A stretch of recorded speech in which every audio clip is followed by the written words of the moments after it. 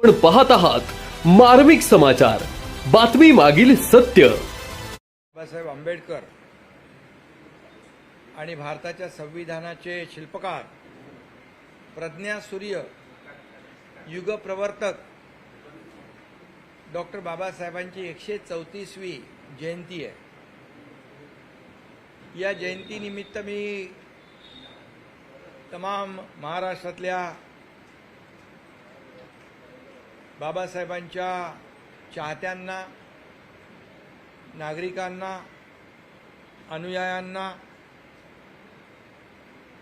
या ठिकाणी शुभेच्छा देतो। आणि डॉक्टर बाबासाहेब आंबेडकर यांच्या 134व्या जयंतीनिमित्त मी बाबासाहेबांना देखील कोटी कोटी प्रणाम करतो, विनम्र अभिवादन करतो। खरं म्हणजे आजचा दिवस संपूर्ण महाराष्ट्रात नाही, देशभरामध्ये बाबासाहेबांच्या जयंतीनिमित्त बाबासाहेबांना अपेक्षित असलेले विविध उपक्रम, कार्यक्रम आयोजित केले जातात। बाबासाहेबांनी सर्वसामान्य, दलित, शोषित, पीडित, अन्यायग्रस्त यांना समाजाच्या मुख्य प्रवाहामध्ये आणण्याचं काम केलं आणि समता, बंधुता आणि या ठिकाणी त्यांच्या जीवनामध्ये आमूलाग्र बदल घडवण्याचं देखील काम केलं। 1881 साली याच दिवशी डॉक्टर बाबासाहेब आंबेडकर यांचा जन्म या आपल्या भारतभूमीत झाला आणि 1956 साली त्यांचं महापरिनिर्वाण झालं। पण स्वतंत्र भारताच्या 75 वर्षाच्या इतिहासात एकही दिवस असा गेला नाही की बाबासाहेबांची आठवण आली नाही। आणि म्हणून बाबासाहेबांचं स्मरण सातत्याने या देशातला प्रत्येक मानव, प्रत्येक नागरिक करत असतो। कारण बाबासाहेब हा आपला एक श्वास आहे। बाबासाहेब एक आपला दीपस्तंभ आहे, ज्याला इंग्रजीत ज्याला इंग्रजीमध्ये गायडिंग लाईट म्हणतात, ध्रुवतारा। आणि असा समतेचा संदेश देणारे बाबासाहेब जर बाबासाहेब आपल्या या देशाला ज्यांनी सर्वोत्तम घटना दिली, अनेक देशांच्या घटनेचा अभ्यास करून सर्वोत्कृष्ट घटना बाबासाहेबांनी लिहिली, अगदी शेवटच्या माणसापर्यंत न्याय पोचला पाहिजे, त्याला न्याय मिळाला पाहिजे, ही भावना त्यांनी मनामध्ये ठेवली। आणि म्हणून मी एवढंच सांगतो, भीम जैसा सूरज अगर निकला ना होता, भीम जैसा सूरज अगर निकला ना होता, हमारे जीवन में ये उजाला ना होता, मर गए होते यूं ही जुल्म सहकर, मर गए होते यूं ही जुल्म सहकर, अगर हमें भीम जैसा रखवाला मिला ना होता। बरोबर। आणि खरं म्हणजे हे सगळ्यात महत्त्वाचं म्हणजे बाबासाहेबांनी जे केलं, फक्त आपल्या ते आता भारतरत्न नाही, विश्वरत्न झाले। कारण बाबासाहेबांनी जाचक रूढी परंपरापासून आपल्या सर्वसामान्य माणसाला मुख्य प्रवाहात आणलंच। आणि बाबासाहेब एवढे विद्वान होते की अमेरिकेतल्या कोलंबिया विद्यापीठामध्ये ज्ञानाचं प्रतीक म्हणून महामानवांचा पुतळा तिथं उभारण्यात आलाय। लंडनच्या विद्यापीठातून त्यांनी इकॉनॉमिक्समध्ये MSc आणि डॉक्टर ऑफ सायन्स ही पदवी मिळाली आणि कोलंबियामधून त्यांना डॉक्टर ऑफ फिलॉसॉफी ही अशा अनेक पदव्या मिळाल्या। त्यामुळे भारतातला पहिला भारतीय विदेशात जाऊन शिक्षण घेतो आणि वेगवेगळ्या विविध पदव्या त्यांना मिळतात, हा खरं म्हणजे भारताचा गौरव आहे. आणि म्हणून मी एवढंच सांगतो की 75 वर्ष स्वातंत्र्याला झाली, परंतु काही लोक फक्त कुठली ती आपली कोरी लाल काय, काही लोक संविधानाची प्रत नाही रे, ती लाल कोरी लाल डायरी दाखवतात. हा, काही लोक म्हणतात संविधान खतरे में आहे, काही लोक म्हणतात संविधान बदलेगा. परंतु बाबासाहेबांचं संविधान एवढं मजबूत आहे कि जब तक सूरज चांद रहेगा बाबा साहेब का संविधान कायम बना रहेगा. आणि म्हणून फक्त बाबासाहेबांना ज्यांनी फक्त आणि फक्त, आता मी राजकीय बोलत नाही, परंतु ज्या काँग्रेसने बाबासाहेबांना नेहमीच पराभूतही केलं, त्यांना त्यांच्या विचारांना त्रासही देण्याचं काम केलं, परंतु खऱ्या अर्थाने 2014 साली या देशाचे प्रधानमंत्री नरेंद्र मोदीजी या देशाचे प्रधानमंत्री झाले. खऱ्या अर्थाने संविधान दिन साजरा होऊ लागला. तोपर्यंत संविधान संविधान संविधान म्हणून फक्त लोक गळा काढत होते. आणि आपण देखील महाराष्ट्र सरकार तालुका प्लेसला आपण संविधान भवन उभं करतोय आणि बाबासाहेबांच्या आठवणी जतन करण्याचं काम करतोय. आणि म्हणून इंदू मिलमध्ये देखील आंतरराष्ट्रीय दर्जाचं बाबासाहेबांचं स्मारक उभं राहत आहे. जगाला हेवा वाटावं असं ते स्मारक त्या ठिकाणी उभं राहत आहे. हे देखील तमाम देशवासियांसाठी अभिमानाची बाब आहे. आणि म्हणूनच अशा या बाबासाहेबांचा आज जयंती उत्सव आहे. तमाम सर्व लोक या ठिकाणी आज त्या कार्यक्रमामध्ये उत्साहामध्ये जल्लोषामध्ये सहभागी होत आहेत. बाबासाहेब खरं म्हणजे संविधानाचे शिल्पकार आहेतच, पण ते माणुसकीचे देखील शिल्पकार आहेत. माणुसकी काय, माणसाने कसं जगावं, कसं वागावं, शिका, संघटित व्हा, संघर्ष करा, न्याय मिळवा, हे ब्रीदवाक्य बाबासाहेबांचं होतं. आणि म्हणून मी बाबासाहेबांना पुन्हा एकदा विनम्र अभिवादन करतो. आणि आमचं सरकार देखील बाबासाहेबांच्या विचारावर, छत्रपती शिवाजी महाराजांच्या आदर्शावर चालतंय. आणि म्हणून बाबासाहेबांची घटना सर्वसामान्याला न्याय देणारी घटना आहे. आणि म्हणूनच सर्वसामान्य कुटुंबातला व्यक्ती या देशाचे प्रधानमंत्री झाले, एका शेतकऱ्याचा मुलगा या राज्याचा मुख्यमंत्री झाला, आणि एक आमची दलित आदिवासी भगिनी या देशाची राष्ट्रपती झाली.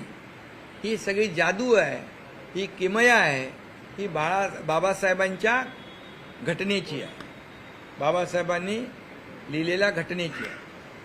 आणि म्हणून मी पुन्हा एकदा तमाम महाराष्ट्रातल्या जनतेला आज बाबासाहेबांच्या जयंतीनिमित्त मनापासून शुभेच्छा देतो. सर, आज चैत्यभूमी इथे तुमचं भाषण झालेलं नाहीये, पूर्वनियोजित भाषण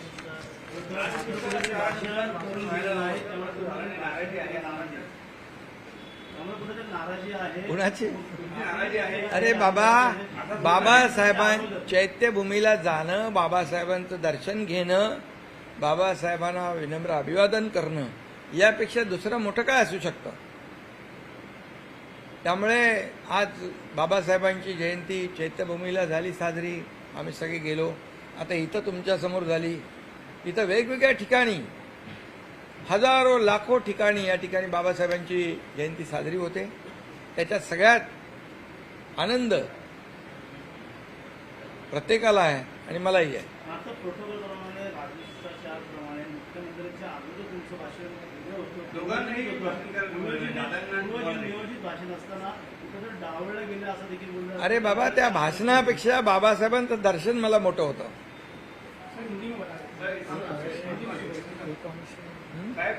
चंद्रकांत पाटील म्हणतायत की खरं म्हणजे मी सांगू का तुम्हाला, बाबासाहेबांच्याकडून आज प्रत्येकाने एक तरी त्यांचा गुण घेतला पाहिजे. आणि मी तर म्हणेल, मगाशी बाबासाहेबांना विनम्र अभिवादन करताना म्हणालो, बाबासाहेब तुमच्यातला एक अंश जरी दिला, एक अंश जरी मिळाला, तर या मनुष्य जीवन सार्थक होईल आणि समाजाची सेवा करायला ऊर्जा आणि प्रेरणा मिळेल. यापेक्षा दुसरं काय महत्वाचं. चंद्रकांत पाटील म्हणतायत, सिद्धेसाहेब, हां, चंद्रकांत पाटील म्हणतायत की काही लोकांना सत्तेमध्ये यायचं आहे, परंतु काही लोकांनी त्यांना अडचण केल्यामुळे सत्तेमध्ये येऊ शकत नाही. आता ते तर चंद्रकांत दादांनाच माहीत असेल, ठाकरेंना खास करून ठाकरेंना सत्तेमध्ये यायचं. मला तर माहीत नाही बाबा. सर, काही दिवसापासून राऊतांनी बकऱ्या ते हे नाही विचारलं. गाढवाचं ट्विट समोर आलेलं आहे. उंदराची भूमिका म्हणून संजय राऊतांना उपमा दिलेली आलेली आहे. त्यामुळे चर्चा रंगली आहे. बकरा, गाढव आणि उंदीर, त्यामुळे नक्कीच कुठेतरी नरेश म्हस्केंचे विषय आहेत. सर, त्यांनी ट्विट देखील केलं होतं संजय राऊतांनी. अमित शहा यांनी मला बाजूला केलेला तो व्हिडिओ राऊतांचं म्हणणं आहे की आम्ही कधी सत्तेत गेलो नाही, उद्धव ठाकरे यांनी देखील सत्तेत जायचं नाही, एवढी आमची लाचारी नाही, भ्रष्ट आणि चोर मंडळाची तुम्ही सांभाळा. आणि भ्रष्ट लोकांसमोर जायचं नाही असं म्हणणं आहे. सत्तेत देखील जायचं ना, हाव नाही त्यांना. ते सगळे उत्तर देतील नरेश म्हस्के. सर, पाण्याचा आज उत्तर माहिती आहे ना, फक्त भारत रत्न डॉक्टर बाबा साहेब आम्बेडकर जी की 134वीं जयंती है. ये बहुत बड़े पैमाने पे महाराष्ट्र राज्य में और देश में सभी जगह मना रहे हैं. मैं बाबा साहेब जी को उनके जयंती के अवसर पर विनम्र अभिवादन करता हूँ, कोटि कोटि प्रणाम करता हूँ. और उनके लाखों अनुयायी जो है, लाखों नागरिक जो है, करोड़ों लोग हैं, उनको डॉक्टर बाबा साहेब आम्बेडकर जयंती के उपलक्ष्य में बहुत बहुत शुभकामनाएं देता हूं और सभी लोगों का अभिनंदन करता हूं. बाबा साहेब जी ने, डॉक्टर बाबा साहेब आम्बेडकर जी ने मनुष्य को कैसे जीना, उनको जो शोषित, पीड़ित, दलित, उनको मेन स्ट्रीम में लाने का काम किया है. समता बंधुता का जो उनको मार्गदर्शन दिया है. और हमारी घटना जो है, कॉन्स्टिट्यूशन, जो संविधान, ये कई देशों का अभ्यास कर कर सबसे उत्तम, सर्वोत्तम ऐसा संविधान बाबा साहब जी ने लिखा है. और उनके घटना के आधार पर, संविधान के आधार पर देश का कारोबार चल रहा है. और इसीलिए एक आम आदमी भी सर्वोच्च स्थान पर जाता है. जैसे हमारे आदरणीय प्रधानमंत्री जी एक सामान्य परिवार से आए और देश के प्रधानमंत्री बन गए. एक किसान का बेटा मुख्यमंत्री बन गया. एक आदिवासी हमारी बहन राष्ट्रपति बन गई. यह सिर्फ और सिर्फ एक जादू जो है बाबा साहेब आम्बेडकर जी के संविधान की है. और इसलिए कुछ लोग संविधान खतरे में है, संविधान बदला जाएगा, फेक नैरेटिव फैलाकर वोट बटोरने की कोशिश करते हैं. अभी इतना ही मैं कहूंगा, कुछ लोग ये लाल डायरी लेके घूमते हैं, लेकिन उनको बाबा साहब के विचारों से कोई लेन देन नहीं है, संविधान से कोई लेन देन नहीं है. क्योंकि बाबा साहेब को जितना प्रताड़ित करना था वो करते थे. लेकिन मैं इतना ही कहूंगा, जब भारत के प्रधानमंत्री नरेंद्र मोदी जी देश के प्रधानमंत्री बन गए, तब से 2015 से इस देश में संविधान दिन मनाना शुरू हो गया. संविधान, बाबा साहेब का संविधान दिन मनाना शुरू हुआ. और हमारे महाराष्ट्र में भी हर तहसील में संविधान भवन बनाने का काम शुरू हुआ है और इंदू मिल में राष्ट्रीय स्तर का, अंतर्राष्ट्रीय स्तर का एक बहुत बड़ा बाबा साहेब का स्मारक बन रहा है जो दुनिया देखने को आएगी। ये काम हम कर रहे हैं और कुछ लोग सिर्फ राजनीति कर रहे हैं। मैं आज राजनीति पे चर्चा नहीं करना चाहता हूं, लेकिन मैं इतना ही कहता हूं कि बाबा साहेब अंबेडकर जी अगर हर एक के उन्होंने घटना लिखी, उन्होंने मनुष्य को जीना सिखाया, वो तो संविधान के शिल्पकार थे ही, लेकिन मानवता के भी शिल्पकार थे वो। और इसलिए मैं ये कहूँगा, मैंने अभी भी कहा है उनके बारे में 4 पंक्तियाँ हिंदी में भी कहता हूँ। भीम जैसा सूरज अगर निकला ना होता, भीम जैसा सूरज अगर निकला ना होता, हमारे जीवन में ये उजाला ना होता। मर गए होते यूं ही जुल्म सहकर, मर गए होते यूं ही जुल्म सहकर, अगर हमें भीम जैसा रखवाला मिला ना होता। इसलिए सभी के रखवाले जो है अब डॉक्टर बाबा साहेब अम्बेडकर जी हैं और इसलिए देश का कारोबार हो, इस राज्य का कारोबार हो, बाबा साहेब अम्बेडकर जी के घटना पे चलता है और छत्रपति शिवाजी महाराज जी के आदर्शों पे चलता है। और इसीलिए आम लोगों के जीवन में बदलाव लाने के लिए लाडली बहन, लाडला भाई, लाडला किसान, सभी लोगों के लिए हमने एक योजनाएं बनाई जो बाबा साहेब खुद ही चाहते थे। और बाबा साहेब ने जब पहले उन जमाने में जो सोचा था वही तो आज कर रहे हैं। पीने की पानी की योजना हो, किसान के लिए सिंचाई की योजना हो और विकास के प्रकल्प हो, ये बाबा साहेब की सीख है। और इसलिए मैं फिर एक बार बाबा साहेब अम्बेडकर जी को विनम्र अभिवादन करता हूँ, कोटि कोटि प्रणाम करता हूँ और सभी लोगों को मैं बाबा साहेब अम्बेडकर जी के जयंती के अवसर पर शुभकामनाएं देता हूँ। सर, जगह जगह पे वक्फ को लेकर विरोध कर रहे हो। आपके अल्पसंख्यक डिपार्टमेंट के माध्यम से लोगों को पढ़ने के लिए जो है निधि दी गई करोड़ रुपए की, कभी उसको जो है सैंक्शन किया गया। वक्फ बोर्ड जो बिल लाया गया उसका बारीकी से अगर अध्ययन करे तो कुछ मुट्ठी भर लोगों के हाथ में लाखों करोड़ों एकड़ जमीन थी, लाखों करोड़ों रुपया की प्रॉपर्टी उनके मुट्ठी भर लोगों के हाथ में थी।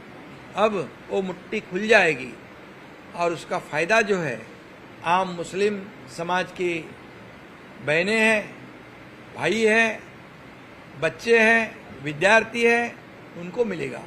स्कूल होंगे, कॉलेज होंगे, अस्पताल होंगे, सब लोगों को उसका फायदा मिलेगा। और इसलिए ये गरीब तबके के मुसलमान जो है, जो मिडिल क्लास मुस्लिम है, उन्होंने सही तरीके से इसका अध्ययन करना चाहिए। सदन में गृह मंत्री अमित भाई शाह जी ने भी इसका पूरा खुलासा किया है कि ये वक्फ बोर्ड बिल क्या है। वो किसी भी समाज और धर्म में हस्तक्षेप करने वाला नहीं, बल्कि उनको न्याय दिलाने वाला है, उनको समाज के मेन स्ट्रीम में लाने वाला है। और इसीलिए इसका बारीकी से अध्ययन करना आवश्यक है। जयंती के अवसर पर एक व्यक्ति ने जो है हाथों में तलवार लेकर चलो अभी, चलो बाद में चलो।